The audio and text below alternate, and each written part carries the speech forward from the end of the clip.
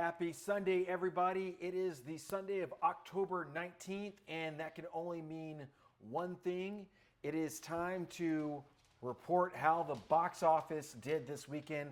Let's dive into it. I've got a cold beer in hand, and I am ready to talk to you. Sorry, I just realized my camera's over here. I just changed cameras, so I apologize. But anyway, let's talk about the week of Black Phone 2.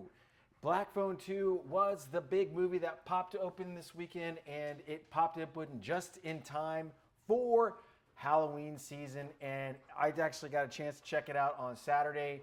I thought the film was really good. I had my overall thoughts in a separate video on my YouTube channel. So if you haven't had a chance to check out my thoughts on it, it's there. It's about a 10-minute review. I tried not to spoil it too much, but overall, I really enjoyed the film.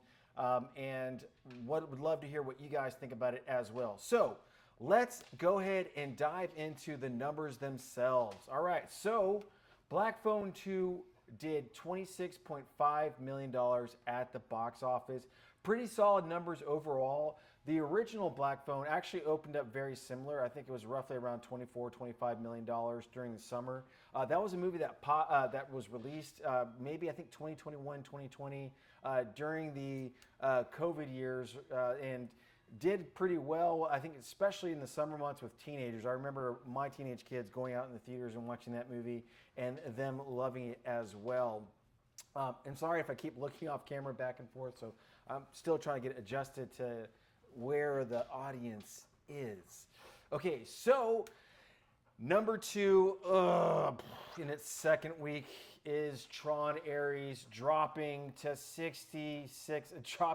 66.5%. Let me drink a cold one for that. That was a one that I did see in theaters, and I actually thoroughly enjoyed it. Audiences didn't really care for it. Its numbers thus far grossing $55 million total. This is a Disney movie. And to be honest, $55 million is those aren't bad numbers, but for a film that probably cost $200 million to make and featured Nine Inch Nails as their soundtrack, I mean, come on. Like, this movie should have done a lot better. Are we going to get is it going to be another 15, 20 years where we're going to see another Tron, maybe the fourth movie? Or is this franchise finally dead on the water? To be honest, if they would have fixed one thing, I think this movie would have done a lot better. They shouldn't have put Jared Leto as the lead actor. The guy is unlikable. Sorry, Jared Leto, but you're a creep bag, and it shows on camera. So let's dive into number 3. Number 3 is Good Fortune. This movie I have not checked out yet. I definitely want to see. It's got so many good actors in it. It's got Seth Rogen. It's got Keanu Reeves. This is a movie I definitely want to go back, check in theaters. I don't know if I'll get a chance to see it, but I'm hoping that I'll be able to see it in theaters. That's one that I might have to miss. And then number 4 is One Battle After Another, breaking another $4 million. I mean, this movie still got legs. I mean, for its fourth week, I know it's got Leonardo DiCaprio, didn't do gangbusters, but it's still at 62, closing at $62 million. Not bad numbers. I mean, it's one of those movies that maybe it's probably going to close out probably at $70 million. So I mean, that's nothing to sneeze at either. And then number 5, we have Roofman. That's the Channing Tatum movie. That's another movie too I want to check out in theaters. I mean, so many good movies coming out. And it's just, I wish I had more time to go to the theaters and check them out. But this is another one that honestly didn't really do that well. Its its opening weekend did $8.1 million. And its total thus far has been, let's check it out. It's thus far is $15.5 million. I mean, that's not too terrible, right? I mean, that's nothing that I would say is a complete failure. I mean, it's not a complete failure compared to Smashing Machine with The Rock. So let's give it that. Let's give it a little due diligence, a little grace there. And then number 6, we have Truth and Treason. I'm not sure if I've heard of this film. Oh, that's right. This is the movie that came out from Angel Studios. So it's a religious-based film. It came in at $2.7 million. So, for religious-based films, those aren't bad numbers. And then we have, let's see here, At number 7, Gabby's Dollhouse, the movie. This movie still haven't checked. I know I've been wanting to take my daughter to go see it. She's back over there. I don't know if you can see her, but she's back there. I've been promising her for months now to go check out that movie, and honestly, I feel like a terrible father. I have not taken her to go see it. But the movie thus is still doing really good. It grossed $1.65 million. It's about closing in about $30 million. Not terrible numbers. I mean, it's like I said before. This is a movie that I think is a Netflix.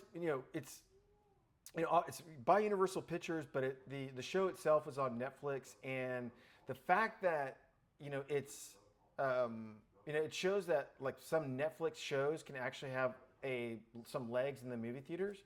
I think that's pretty cool. At number 8, we have in its 5th week, The Conjuring: Last Rites. It's kind of wrapping up its theatrical, its theatrical run with 1.5 million, closing in at a total of 175. I know that movie is going to be streaming here pretty soon, so I'll definitely be checking it out when it does come on streaming. And then number 9, After the Hunt. Not familiar with this movie at all. A college professor finds herself at a personal and professional crossroads when a star pupil levels an accusation against one of her colleagues, and a dark secret from her past threatens to come to light. Anyway,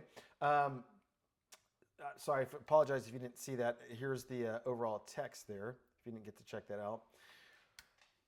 Yeah, I mean, that movie seems like it has strong, strong legs. Let's see here. Sorry, I'm looking at the numbers here. 1.5. It says here that it had, if you look here, a plus 886%, or sorry, 880.6% increase. So it looks like the movie has been 20 weeks in the theater, and it's kind of growing a fan base. That's pretty interesting. I'll have to be on the lookout for this movie. Like I said, I don't know much about it. And then at number 10, we have Soul on Fire. And this is an Affirms film. I believe this is probably another faith-based film. Its total thus far, let's see here. It is grossed $1.3 million this weekend. And its total at its, let's see here, 6th week is $5.5 million. So that's pretty cool. I mean, these aren't like gangbuster numbers that we're used to seeing, but it's nice to see that there's, small budget films can make a profit in the movie theaters. I mean, ideally, I think, I would much rather see movie studios take big swings on smaller films. And sorry, I keep looking at this camera. I'm sorry, I gotta look over here. And I'd rather, so kind of what I'm saying back and forth is that I would much rather see movie studios take swings on a Black Phone 2, a film that probably costs $20-30 million, as opposed to a film that costs, like Disney Studios spent $200 million. I would much rather them take a smaller swing and have bigger profits because they're not spending so much money and there's not so much at risk. But anyway, that is the top 10 films this week. And like I said, Black Phone 2, overall pretty solid numbers. I would have liked to see it maybe kind of gross more in a $40 million range, but beggars can't be choosers nowadays with the movie theater biz. But anyway, thank you guys for watching, and if you would, like and subscribe. I'd love to hear your thoughts.